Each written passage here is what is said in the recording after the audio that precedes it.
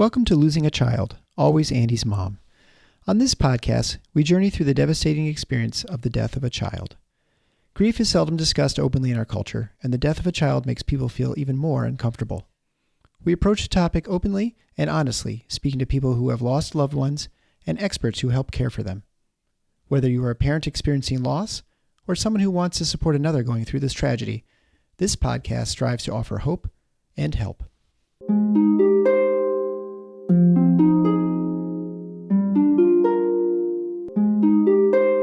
Thank you so much, Joshua, for agreeing to come on the show today. I have Dr. Joshua Black, who's coming on and talking about grief dreams. So why don't you start out just by telling us a little bit about your background and how this kind of all came to be, your passion, really?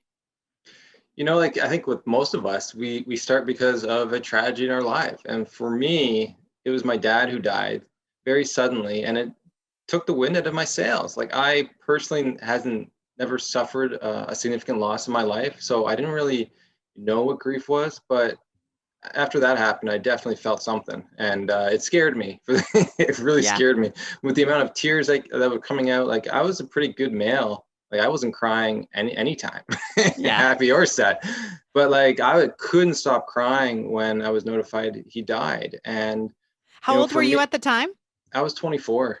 And so I was in my undergrad at the time, which, it was great. I had school to go back to afterwards because I felt like it gave me that routine that, maybe if I didn't have that, it may be a different story. But the first 3 days after I found out and doing the funeral and all that sort of stuff, I just couldn't stop crying. It was just very hard. What was interesting was when I went back to school, I didn't have any more tears, but I also felt different. And the best way to put it was the color came out of the world. Like, I was just walking, doing what I needed to do, but there was no joy. It was just like, everything was just like, just you're doing because you need to do it. Like, one would say I would probably be depressed in that sense. I wasn't feeling joy or sadness.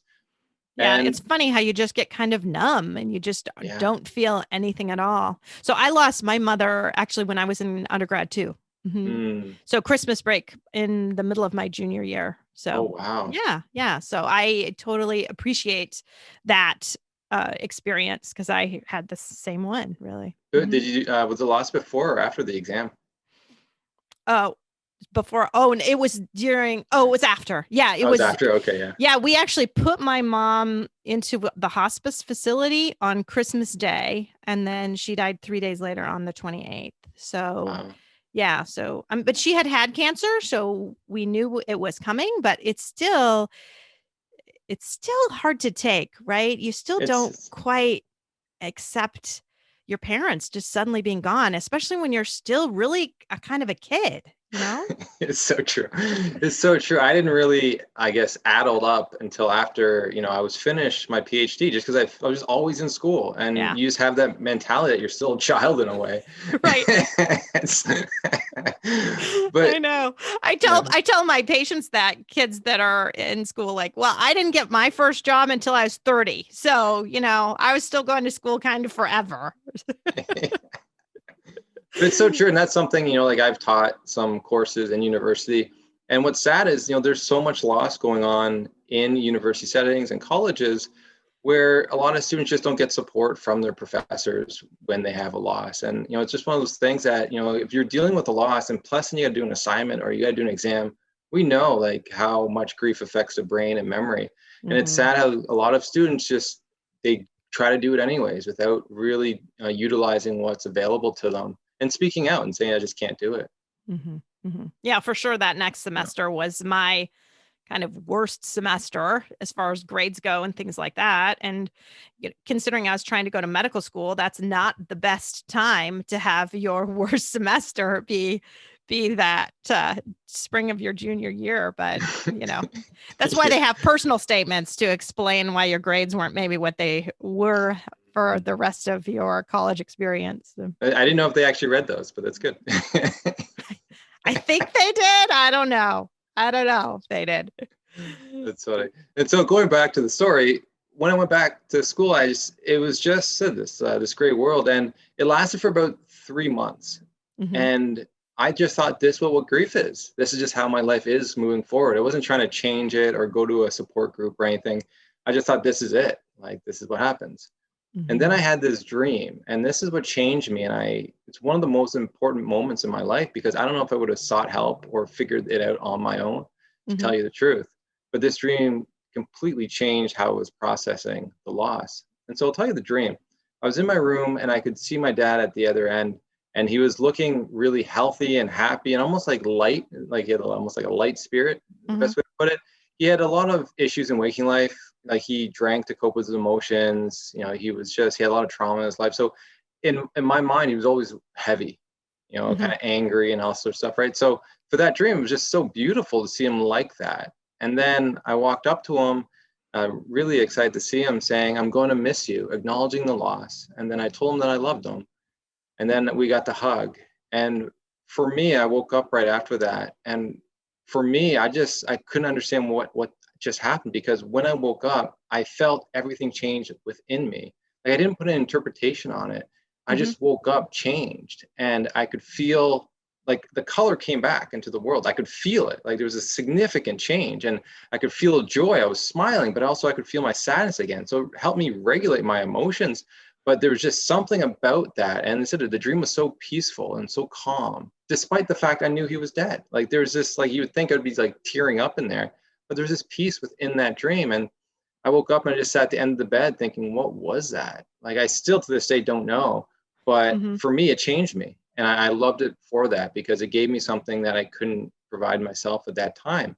And so I kept it really close. I felt it was very sacred, and I didn't tell anyone. And I went back, I continued to get those good grades at school, and then move forward. But I didn't really actually understand the significance of the topic for the world, really, until I was volunteering at a hospice in the bereavement program. And I did some group and one-on-one supports, and people kept asking about these dreams. And the questions they had, I didn't really have answers to. I didn't know much about the dream research at that time, or even sleep. So I looked into the academic research that I did know. I still had an account at my undergrad school, and there just wasn't anything for them. And so at that moment, I had basically a choice to make: is, would I be the one to research this topic?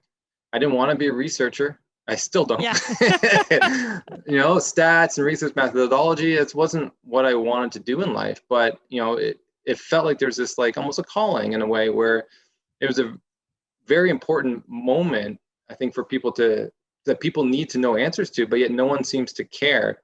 And so I said, well, what's the worst that can happen? Like, I fail, or I just don't get in. So after I got the courage to go there and apply and do all the things I needed to do, I got in. It was a really, hard learning curve, for me in both the MA and PhD.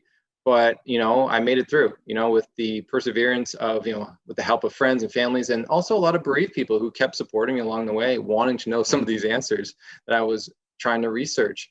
And when I got into the PhD and MA, that's when I really saw the vastness of the topic. And that's what we're going to talk about. But that is sort of like a quick snapshot of the story.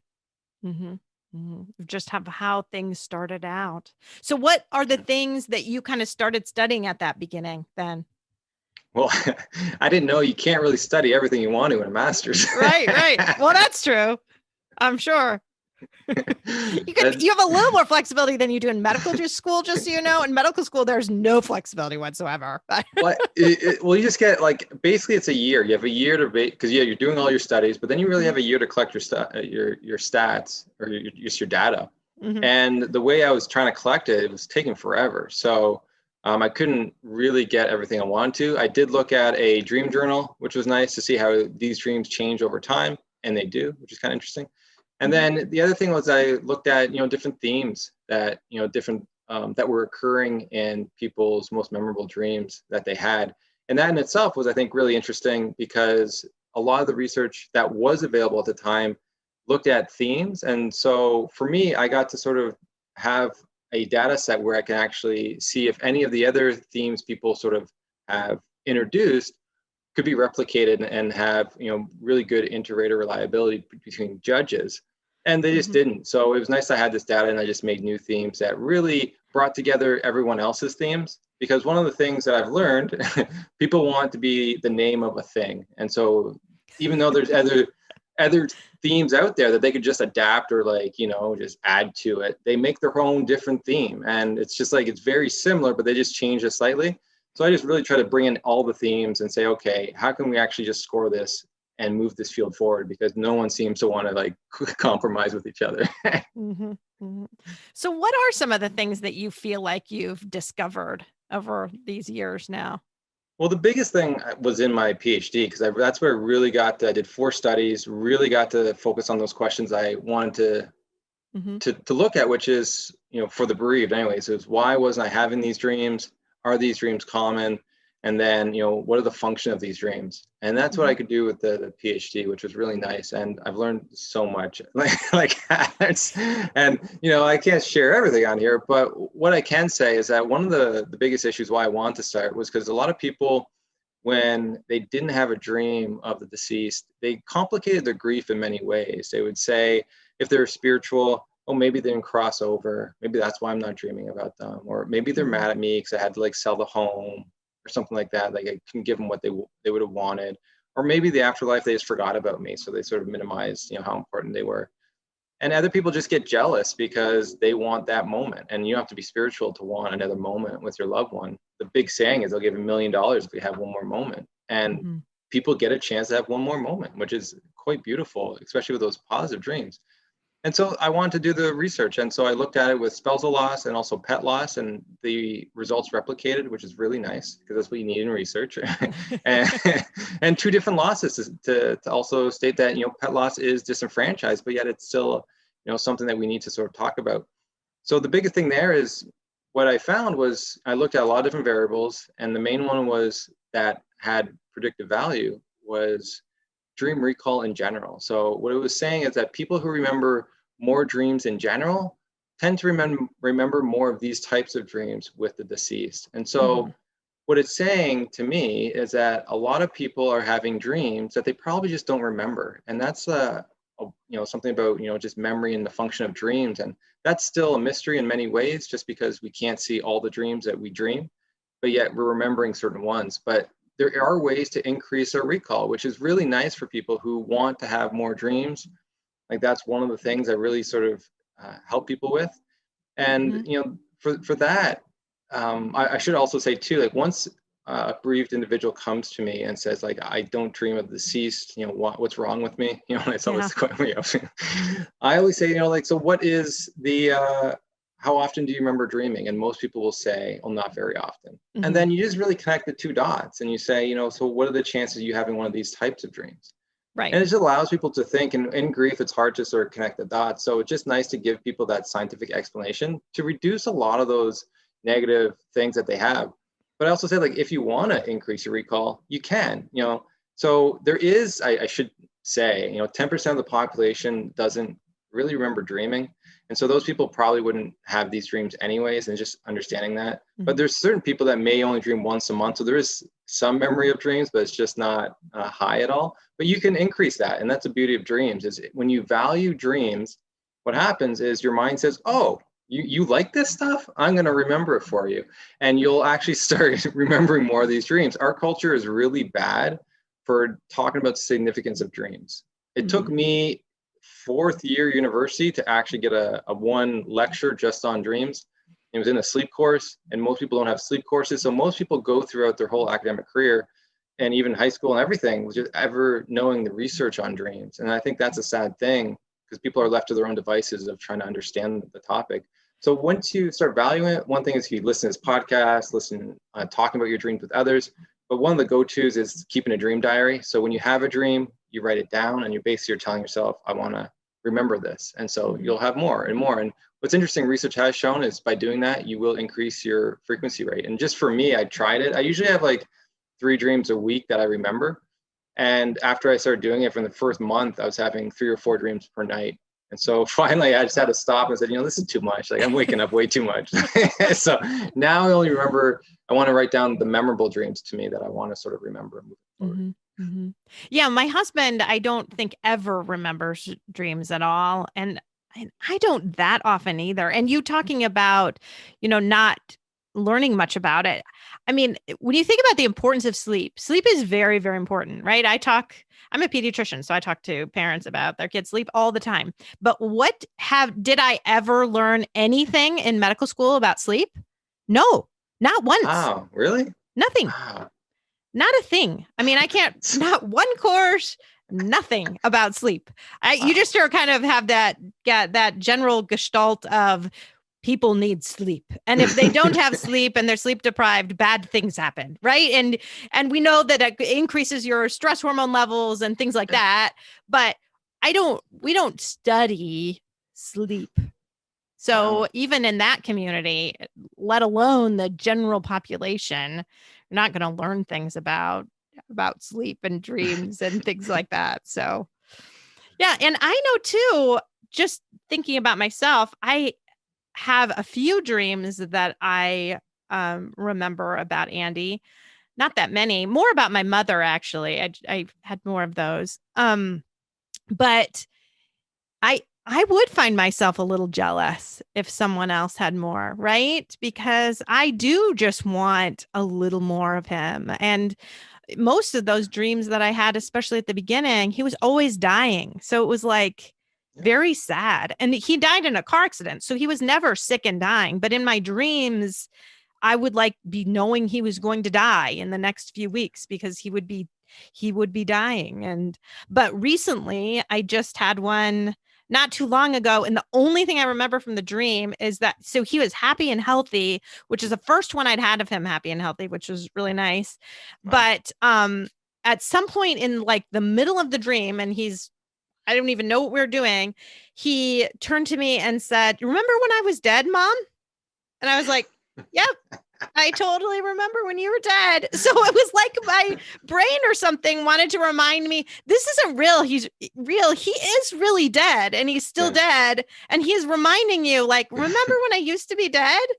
So it was just the most odd thing to wake up and tell my husband, like, I had this crazy dream about Andy last night. And he was like, talking about when he used to be dead, but he wasn't anymore. So yeah, no, he was. He's right there. He's talking. He's right there. He's totally fine talking to me. Yeah. So it's I think it's great to share those experiences because a lot of people they do have these negative dreams. Like it's not as common as the positive ones, but they do occur, and it's nice to sort of bring some energy or some awareness to it, and especially the loss was so traumatic. Andy, and you weren't there at the incident. Yes, right? I was in it. Oh, you were? Okay, yeah. So like that, well, and I have PTSD from that. So and so what I found in my research when it comes to even these negative dreams, they are related to post-traumatic symptoms and unresolved feelings of guilt or blame. And so when you start looking at that, you're like, yeah, that makes sense. Dreams in general. So here's some dreams 101, education. So dreams represent our waking life, and so a lot of people can understand how you're feeling in waking life will affect your dreams in many ways. And so if you're really excited and happy, you're going to have more positive dreams. If you're sad and depressed, you're going to have more negative dreams. And then also what you watch and what you think about before bed, especially in the last hour or so, can really influence what images appear in your dreams. So if you're watching a horror film or the news, you're going to have probably a negative dream. Yeah. So it's just understanding that and how important that is. And so it allows you to also understand too, your mind's working on something, because it also is for trauma dreams. There's 3 types of kind of trauma dreams you see. One is like reenactment of the actual scene that's happening. So the other one would be them dying in a different way, which was going on with you. And is theorized to be more active processing, where the mind's actually trying to incorporate the loss a little bit more while you're sleeping. Well, which would make a lot of sense, honestly, because it was just so sudden, and that was a big thing. Like I just I'd go places, I'd go to a grief support group, and I would just my mind would be screaming to me, "You don't belong here. He's not really dead." Yeah. That's what would pop in my head all the time, because I couldn't quite accept that it really had happened and that he really could be gone. And that's why, some of the things when we talk about look at these dreams, sometimes it is a reflection of not only digesting it, but also making it real for the individual, especially if we're trying to avoid it. So there is, even with a negative dream, there can be a reason for it. And another type of trauma dream is feeling helpless within the dream. So here the deceased needs support or help, and you just can't give them that in some way. And so that's what you see. And like you had one of that. So it's understandable. And it's not to be afraid of the dreams per se, but just understanding that your mind's working on the loss as you're sleeping. And this is just you're seeing basically what's going on in a way. And there are ways to work with those types of nightmares. And one of them that's it's really important to know, because a lot of people have these. Right. And so especially I would just guess that moms and dads' parents might have. I've done episodes on guilt. I talk about guilt all the time. There is so much parent guilt when your child dies. I mean, whether it's, rational guilt or totally irrational guilt, it ends up happening, right? Because what's your job as a parent? Your job as a parent is to take care of your child and keep them alive. I mean, how many times do you see on Facebook jokes about whatever, like, well, I guess they're just still alive, and you think, yeah, and some of us can't do that, right? And so you do have this sense of guilt when your child dies. I think we all do. I don't know that I've talked to a parent who doesn't have at least a little bit of that. Well, you definitely, I would think, would question, could I have done more? Could I have done anything differently? Like right. I mean, with its disease, it's like, I should have seen something sooner. I should have, it's all this, I should have, right? I mean, and our car accident, like, why didn't I notice? Why didn't we leave earlier? Why didn't I do this? I mean, I should have been able to protect him, and I should have been able to prevent this from happening. So, and that's it. It's a tough road for parents to walk. And I feel for anyone who has to deal with that. And then you have these dreams on top of it, which just makes it even more challenging because of the distress you're waking up with. So a lot of people go to bed just to escape the world, and then they get back and they try to balance. They feel a little bit balanced and they can move forward. But when you have one of these distressing dreams, it's happening right away, and you don't get like a breath, and you're back in the stick of everything, and you just don't get that relief where other people do. And so no, it's very, very challenging. I want to say too, when it comes to just other types of dreams without the deceased in it, because those are also grief dreams. And I just go back to the research. So after, so in general, just because most people go to bed anxious, just in general, most on average people have negative dreams. So just like what people need to know. Okay. And then that is a good statement to just like put out there. Like you're not strange if your dreams are negative. Yes. That's right. That's right. And the other thing is, after trauma, when you look at it, those individuals' dreams in general are even more consistently negative. So you would think after loss, you're going to have just negative dreams in general. And then when the deceased in it, you would think you would have more of these negative dreams too, which, it's only more based on sort of that trauma and aspect. You sort of see that. But in general, you're having more positive dreams where the deceased is present in the imagery. And that makes these dreams very unique because it's doing something differently than just general dreams. And I think that's where people can get a lot of different theories on why that is. But, at the end of the day, it's just interesting to actually have data now to showcase that and to how people can work with it. So the negative dream, keep jumping back and forth. So how to deal with it, how to deal with a negative dream. So if you're having one, this works for all ages, I said, even kids. And the best way to do it is to actually it's called dream rescripting. And what you do is you change the dream so it becomes something comforting to you. So you don't avoid the dream and you don't get distressed by thinking about the dream. So, here, let's say if someone's chasing you, you wake up gasping for breath. And then so like, how would I change that dream? So there's a couple of ways you can do that. One is you can change the ending. So I'm running away. All of a sudden I turn around. Oh, it's, I don't know. Yeah. It's a stuffed animal that I used to love and it just wants to hug, right? And then you hug and then that's the dream. So that's the dream you remember and you think about for the next couple of days. And research has shown that actually decreases the distress if you ever have that dream again, but also can actually eliminate the dream from even occurring, which is, I think, really fascinating. The other thing you can do is maybe not change the ending because maybe the dream just in general was just horrifying. But what you can do is provide a character or something within the dream to change the circumstances of that dream moving forward. And so here you could be running, same concept, you're being chased. Well, let's say you started somewhere, you met like Superman, I guess the kids, right? Or Batman. You met them, someone was chasing you, and they helped you get away and escape, right? Like, so just something nice, and then you get to have coffee with them afterwards. So just something nice that you can have that it makes you smile. and that is allowing you to, have that relief. But it's also changing a lot. And what research has found too is not only does our waking day life affect our dreams, but our dreams can affect our waking life. And that's what I'm saying. Like when you start having these dreams of the individual dying again, and that's going to affect how you relate in waking life, your emotions moving forward, but also it's very triggering as you move forward. So you're going to actually probably be the same or if not worse as you would have been without remembering that dream. Mm-hmm. And so there has been a lot of circumstances where someone's dealing with PTSD, they have this dream, they basically change the dream imagery. The individual doesn't have that dream anymore, and then their trauma also changes accordingly. So because they're having less of those dreams, their trauma is also changing, but yet the only significant difference of what happened was they changed this dream. And so it's very interesting on how things move from like the dream world and how it all connects to one another. So that's why it's so important to just have some understanding about the topic and give people some different things that they can do to be able to process it. Because as you said, like this stuff should be taught in elementary school and high school because we're all sleeping and we're all dreaming, so I don't know why it's not, but hey, here we are now. Hopefully the people that realize this, they can actually do something now with those dreams that they do have. Mm-hmm.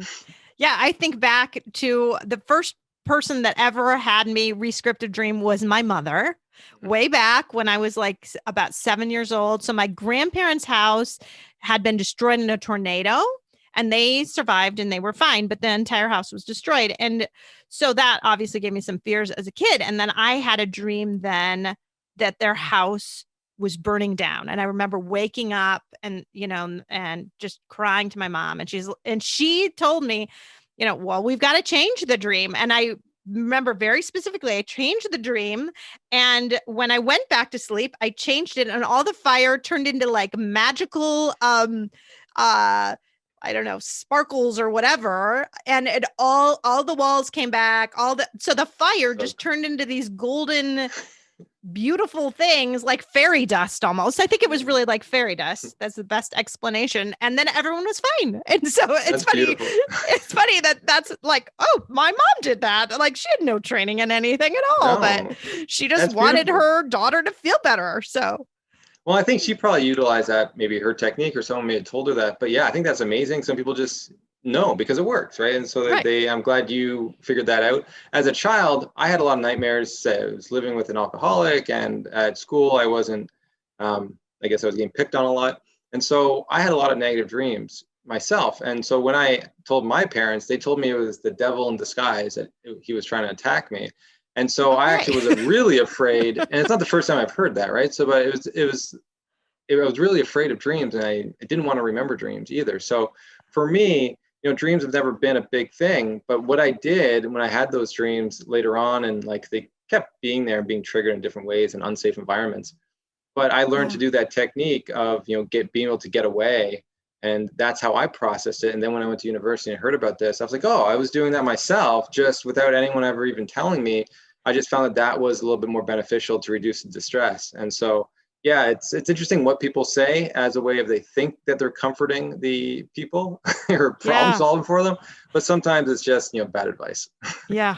Yeah. Well, I've talked to so many different parents now, and some do have dreams and others don't. And it ends up being a little bit of, people feel bad. They feel bad when you aren't having dreams and jealous of others who are having dreams. I told you I felt that myself, but a lot of my listeners are going to feel that way, that they are not sure what to make of that. And I don't want them to feel bad if they're not remembering any dreams. Well, I think that's the big thing. They're probably having them, but just not remembering them. And why we remember certain dreams at certain times is still a mystery, but they may be having, very negative dreams. And why would you want to remember those? Yeah. So it could be a safeguard that's actually occurring too.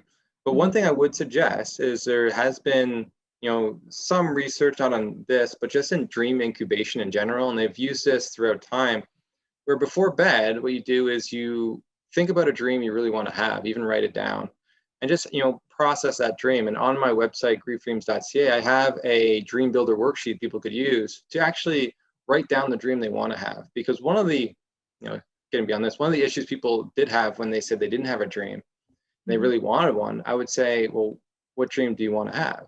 And they'd say, I don't know. Well, I said, well, like, you had a lot of time to think about this. You wanted it for so badly, but you never really, thought about what that would look like, what it would feel like, what the scenery would be. And so I developed that exercise for them and for people to be able to talk about it in a support group, because not everyone has a dream, but everyone can make one up and share what those details would be, which allows people to see the similarities and differences and what they're, longing for and what they wish they could have. So anyways, what you could do is have that, do that exercise. And then before bed, just think about it as you fall asleep. And so research has shown, and some people have said that that actually has triggered a dream. Sometimes it's not the exact one, but it could have them in the imagery, which is what, we really want, and it's positive. So, these are different things you could do. I still need to do more research on that myself to sort of see if that's applicable with dreams of the deceased, just because they tend to be really unique and they don't come all that often. Some people have said that they've prayed, or which is kind of similar, praying for a dream, or even like being triggered by doing that. But yeah, more research needs to be done, but that's something proactive they can do. And at the same time, that exercise itself would be helpful to them, just to sort of see what they're longing for. Yeah, I like that idea, because I feel like I, in many ways, am scared to have a dream about Andy, because I feel like my experience has not been great, and they've not been great dreams. And so then I get, nervous about wanting to. So I think if you tried to script it a little bit ahead of time as you're falling asleep, that might be a really helpful thing to be able to do. Yeah, I could definitely see Andy saying, I love you more. Yeah, you're right. That's exactly what he would say. Right? Yeah. So you have a podcast now too, don't you? I do. Yeah, we're up there, getting up to 200 episodes, and it's beautiful because one thing I love about research, well, I don't love about research, but with research you can get data when people need sort of that quantitative, data to validate the topic, and which is great, and so I've done a lot of that. But I also miss that qualitative aspect of seeing the dreams and seeing what people felt like from the dreams, rather than a score from 1 to 10. How did you feel? It's like, no, let's talk about it. And that's what the podcast is really built for. It's just for people to express how common these are, how it made them feel, positive or negative, and also to express more of their life and how grief was a part of that. And so that's what the Grief Dreams podcast does. So yeah, almost 200 interviews with different people who've all had dreams. And it's amazing for me because I get a lot. I'm still learning a lot on the topic, just because there's not a lot of research out there. But I get so much, so much joy from hearing about this stuff, because I can utilize how they've experienced it and how they dealt with some of the stuff as I move forward to help others in the future. And you feel like overall they're more positive than negative. I don't feel, I know. I got the data. Okay. I got the data. Yeah. well, prove it to me then, Dr. Black. Tell me. So I'll talk about how frequent these dreams actually are, because they keep saying they're common, but we actually haven't put numbers to them. So when you look at the spousal loss, so it's one of the loss types I looked at, and it was 86% had a dream of the deceased within the first 12 to 24 months. Okay. And that's huge. If you remember, 10% of the population just doesn't remember dreaming. And so, that's a lot of people are experiencing these dreams. And then when you look at, pet loss, it was 78% within the first 6 months. Then even miscarriages, it was 58%. Within the year. And so it's and another study I didn't do, but someone else did, it was children, and 55% of them, after a parent died, had a dream of their parent. And so these are huge numbers. If you think about all the people you've come in contact with, you'd think, most of them have had a dream of some type. And then when you look at what types of dreams are these people having, and just after spousal loss, it was around 90% said they had a positive dream of the deceased, like the imagery was positive. And then with around 40% was negative. And so with pet loss, a little different, and that was same, around 90% positive, and it was about 30% negative. So you start seeing how different it is. When I went in, I expected it to be 90% negative and 30% positive, just because that's what I was expecting based on other research on dreams in general. But it's not. It's something different's going on. And I think there's a lot of beauty to that, and a lot to learn about even the human body and the mind and what's going on, because it's doing something differently. And for me, it's helping us in many ways. If it's positive, what are those functions of those positive images then? Like, what's actually occurring? And when you look at grief, I've done some research in continuing bonds, and what these dreams are doing is helping people to maintain a connection with the deceased loved one in whatever way. And you don't need to be spiritual to have these dreams. I should mention, when I looked at the predictors of who's having these dreams, spirituality had nothing to do with it. And so everyone is having it. It's just the interpretations people give on them are different. Sure. Which is, it's good to know, right? And so, so that's for me, it's really amazing to see that change and to understand that it is doing some sort of support and maintaining a continuing bond. Well, that's what we're trying to do in waking life in many ways. That's what we keep their clothes. That's what we talk about them. We go to support groups. We're remembering them in many ways. And that can be very helpful for certain people to be able to do. And these dreams tend to be encouraging that in many ways. And then there's other things it's doing. It can regulate your emotions, which it did for me. Like that positive dream was just so amazing and beautiful. And then to feel loved is one of the most common themes when it comes to these positive dreams across cultures, is this love that's either being emitted in the imagery, or the deceased says it with words, or vice versa, the dreamer says it to the deceased with words. So there's this love that's actually the main focus of that, and reconnecting that. And I think in grief, it says a lot how, when we look at grief, I think a lot of times we forget on the love has shifted in many ways, in the sense that a lot of times we're not getting the support that we used to get from them. And so we can feel a lack of, we don't feel as good as we used to, because we have friends, we have family and people, because they make us feel good in one way or another. They give us some sort of reason to be around them. And that can be many reasons. For a mom, it gave you sort of, to be that mom role. And like, that is so beautiful to be able to experience that. But when that goes, it's like, a part of that also sort of is challenged in a lot of ways. And so I think these little positive dreams, what they do is really help us to feel love again, help us feel like that hasn't changed. Like we can still feel the love within ourselves, and to remind us that we're still loved too, for all the things that were going on. And for me, like, that's a beautiful power of these dreams. And it does other grief work. So sometimes people will have questions, like maybe whys, like, why did you have to do that? Especially with suicide and stuff like that.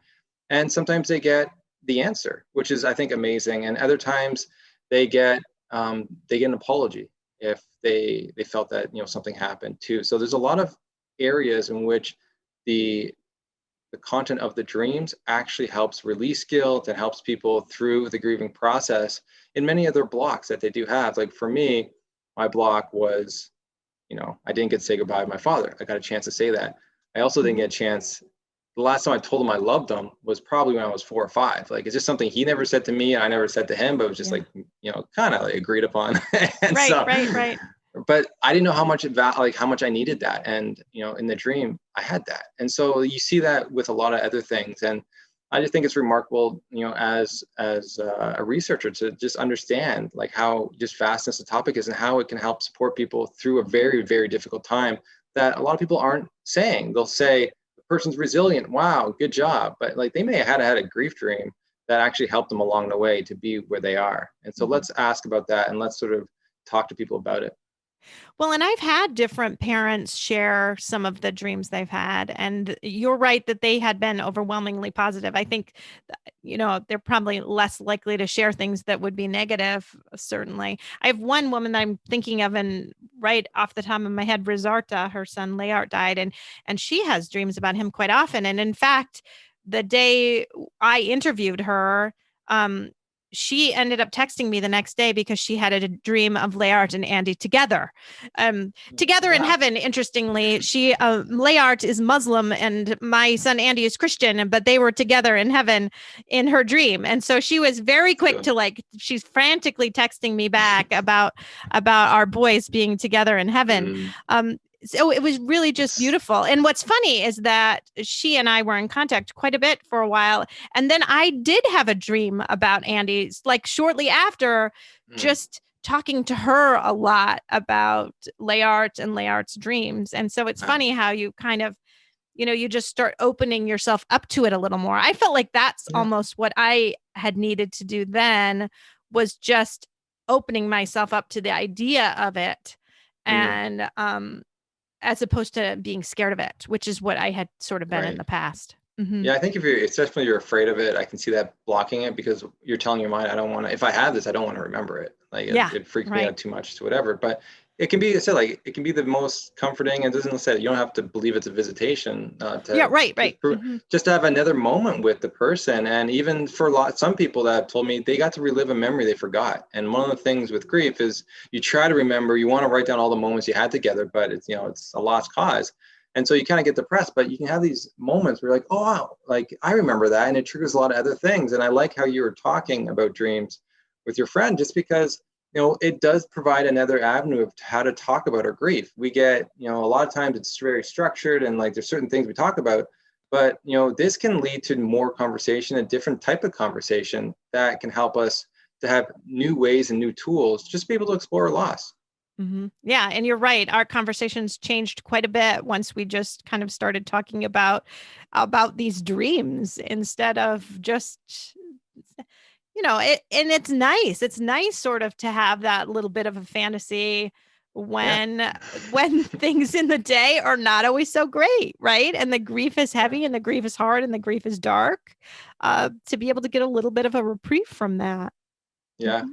And I want to say too, when we talk about like these dreams of, deceased children, there's something that's interesting that actually happens that you don't see really in other dreams. And, one is there's tend to be a lot of play going on, which tells me that adults, when they lose, so like if an adult dies, there's no play, it's more or less conversation. So it just tells me, just like as a researcher, we don't play that often with each other. Yeah. And so there's a very beautiful aspect of, I think, why we also miss children too, because like they allow us to play.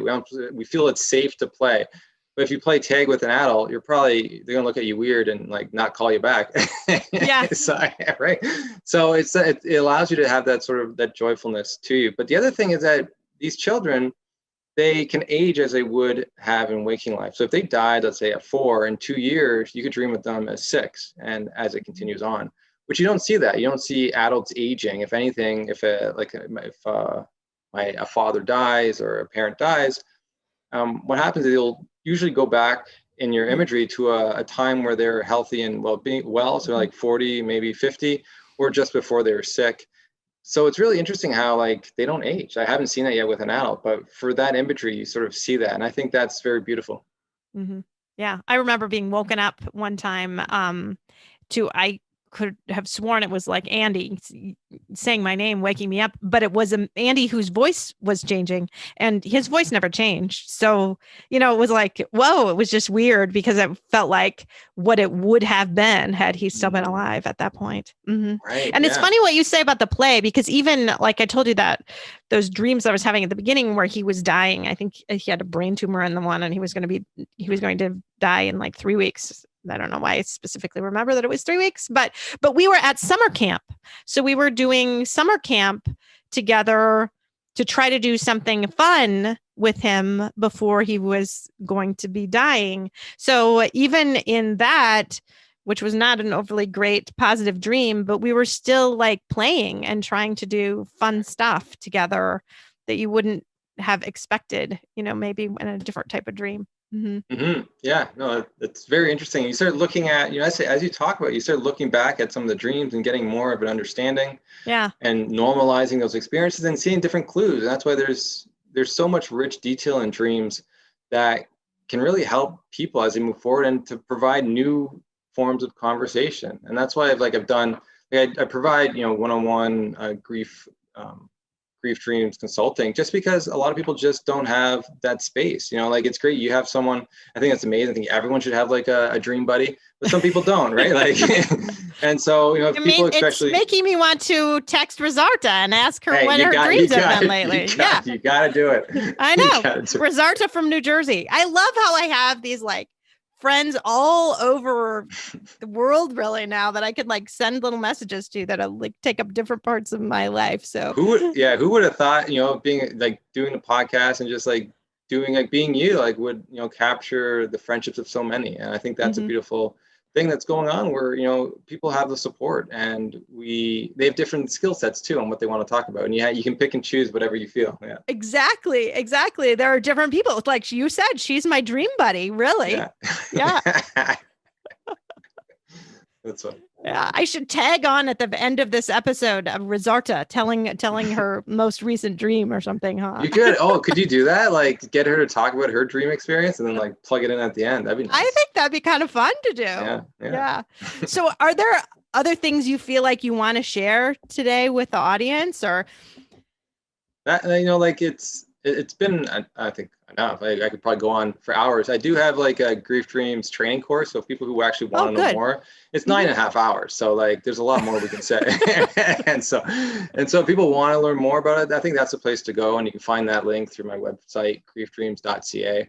But yeah, for the most part, it's just like, understand your concerns. If you need to talk to me or whatever, let me know, because, that's one thing I do want to do, is just be available for people to not feel so alone on the topic. And I wish everyone to, go on my website, download the form, and make a dream that they want to have tonight, and really sort of ask their other loved ones and family members to be able to do that too, and talk about that and see how that would be different, because I think that's a good moment to share together. Well, and I think too, it's scary for a lot of people to even ask that question of their loved ones. Are you having dreams about so and so? Because I think you are right in that the overwhelming consensus would be is this will be something negative. So if I ask dad about this, or brothers and sisters, or whatever, if I ask other people about it, they're going to tell me something bad. And in all actuality, that is likely not the case. There likely are, if they're having things are more positive than your general, nightmares that you have as you go to bed after watching even the news or something. Yeah. So. And I think too, one of the other issues why people don't share these dreams is they may have them, but like me, like I didn't share my dream. It was very sacred. And the fear I think people have is when they share it, the person on the other end's not going to provide a safe space. And that's understandable. No one's trained to be able to provide that safe space, and people have their biases. So someone who's not spiritual, that has, say, a very positive dream, will tell someone who's spiritual, and they immediately say that's a visitation, and they don't want to hear that. So their walls go up, and they're never going to share that again, because they just want that moment. They just wanted it to be that. Yeah. It's just a beautiful piece of art. It's like they got to be inside of that and carry that with them. And they don't need to sort of interpret it that way. Like that. Well, you and do, right? Even on the other end too, if you did interpret it that way, and then other people kind of poo-poo it as that really can't happen, very right? Common. Then that would make people feel really bad too, and not want to share anymore. That's right. So a lot of people are just keeping these hidden. The other thing that people have said to me is that they don't want to share even amongst their family members, or even ask the question, because they don't want other people to get jealous because they've had one. And so sometimes they'll ask, oh, have you had a dream? They'll say no. And they say, oh, I haven't either, even though they had, just to make it like normal. But yeah, I think there's a lot of, it's understanding that some people actually get benefit from hearing other people's dreams, because if someone is spiritual and they're looking for that sign they crossed over, well, they can use your dream to help them. But I look at a lot of the dreams that come through the podcast. There's so much wisdom that can help anyone in a difficult situation. Just the wisdom that the words have spoken can really be very helpful to many people. I think it's just understanding that and using also discernment on how you look at your own dreams, because I should mention this too, just because, why not? There is a theme called Come Join Me. And when we talk about mental health, especially in the pandemic, since, this is just challenging so many people on top of their grief. Well, this is related to, in my research, high forms of trauma, like the highest forms of trauma.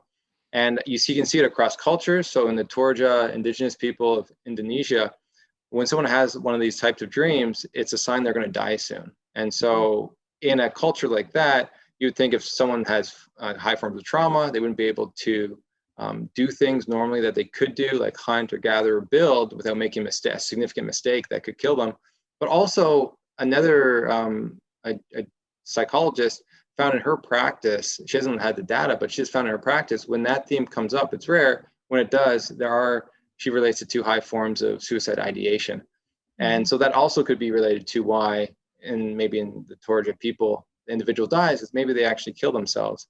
And so what the dream is that the deceased is actually dragging the individual to the afterlife, is sort of the core concept, or the deceased is trying to convince you to kill yourself. And it could be a very positive way. And they say, this is the only way we can be together. Like, so they're not angrily doing it. It's actually a very loving dream. And that's why we have to be careful when we talk about, these dreams, to really actually understand what the person's thinking and use discernment before we speak, because it can really change on what people do. And unfortunately, I can see a lot of people who have had these, maybe even these positive dreams of the deceased, they actually did kill themselves because maybe they thought that they were going to reunite with that individual. So it's just understanding the importance of asking about these dreams, and also then using discernment when we talk about them. Right. And knowing where their mental state is to begin with, because obviously what you're thinking in the day is why things manifest to at night. That's right. Yeah. So, so that is an important thing to talk about for sure. So, well, thank you so much for sharing everything. Again, why don't you just say your website again and how people can get in touch with you and what kinds of things you can kind of offer to people? Okay. Well, people can find me at griefdreams.ca. And on there, you'll have common questions that I answer. Then there's links to the Grief Dreams training course, the one-on-one Grief Dreams consultings on there. And then there's the podcast links, Grief Dreams podcast. And then if you have Instagram, I am pretty active on there. And so I showcase a lot of dreams that come in to me. So that's at Grief Dreams. Oh, very good. Yeah, I know. I really enjoyed your commonly asked questions page. I found that extremely helpful when I was looking into you. So thank you for that. That was a good page for sure. The other pages I like, it's really interesting, is the Grief Dreams in pop culture. So these are dreams I've seen in movies I've watched or music. And so I think that's also a really interesting thing, is how common it is among the movies we've watched that we just haven't clued in yet. And really? So take a look at that, and you'll probably have notice to look a at couple. That one too. Yeah. Very good. All right. Well, thank you again. Well, thank you. I appreciate anyone who provides time for me to just spread awareness on this. And so thank you for having this platform. Yeah.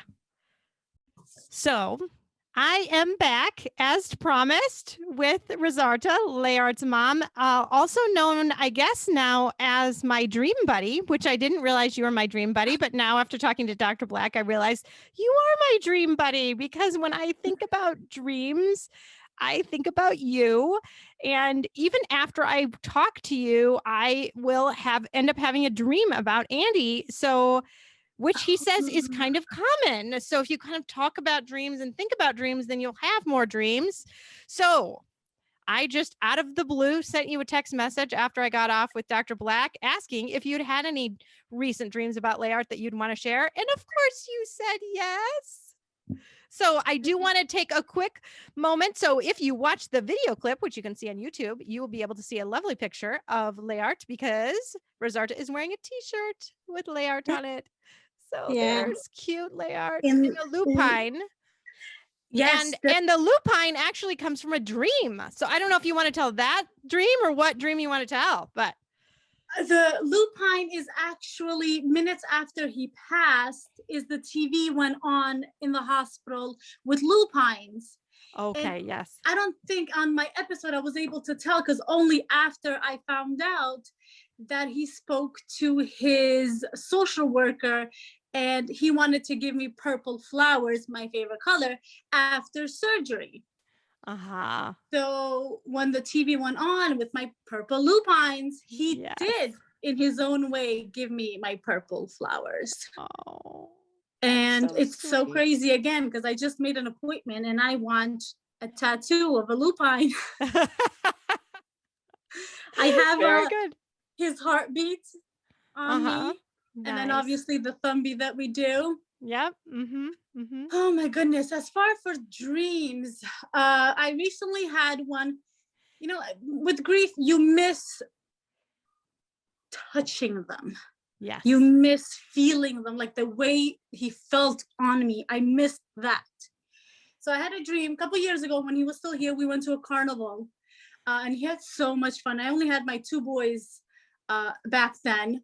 And then recently after he passed, I had the same dream where I was this time with my 3 kids, with my little one. Yes, my little one was in it. Layard was in it. So I felt the joy, like I could feel normal again. Yes. Having my 3 boys together. Yes. So I'm tossing and turning, and I didn't even notice. My little one climbed into bed. He was 2 at the time, Mm-hmm. between my husband and I, and he was there. So as I was tossing, I might have grabbed his leg, Mm-hmm. and I'm still dreaming. So I'm like, it felt just like Liard. Oh. And then for a split second, you forget. Yeah. You forget that they're gone. Mm-hmm. And then reality kicks in, and I open up my eyes, and there was Tian, which, thank God. But, it Yeah. wasn't Liard. Mm-hmm. Mm-hmm. Do you remember anything else about what happened in the dream? It was just us like going on the carnival, enjoying the rides. The most thing that I could remember is the feeling that I felt. Yeah. The feeling, the peace of having my 3 boys together, the love, me, like I felt me. You're not the same person. Yeah. I was a mother of 3. Now I'm a mother of 2. Yeah. Yeah. That was, So you felt whole. You felt really whole. I felt whole. Yes. Yes. I did. That's beautiful. And it's funny because you will hear this when you hear Dr. Black, but he talks about when you have dreams with kids, oftentimes it will be in a fun kind of setting like that, or you're doing play. And that's exactly what you're doing. So you were in like a fun carnival kind of setting. And he also talks about how when people have dreams, they, most dreams end up being a little bit on the negative side. Like, I think 70% of dreams are negative in general. But when you look at grief dreams, 90% of them are positive. So it's a beautiful thing these grief dreams can do for us and giving us a little bit of sense of peace. So thank you so much for sharing. I love it. I love Thank you being so able much. to I'm see so you. honored to be your dream buddy. Yes, you're my dream buddy. We've got to keep it up. Keep sending me dreams. I'll send you mine too. We'll see if I dream tonight.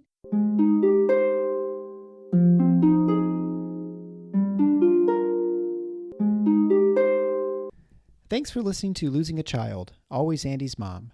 Please subscribe to the show on your favorite podcast player. We are always looking for new show ideas. If you'd like to be a guest, know someone who'd be a great guest, or have a show idea, please email us at marcy@andysmom.com. Be sure to visit the webpage, andysmom.com, for more content, including Marcy's blog. There you can also sign up to receive updates via email. Together, let's work to inspire hope, one day at a time.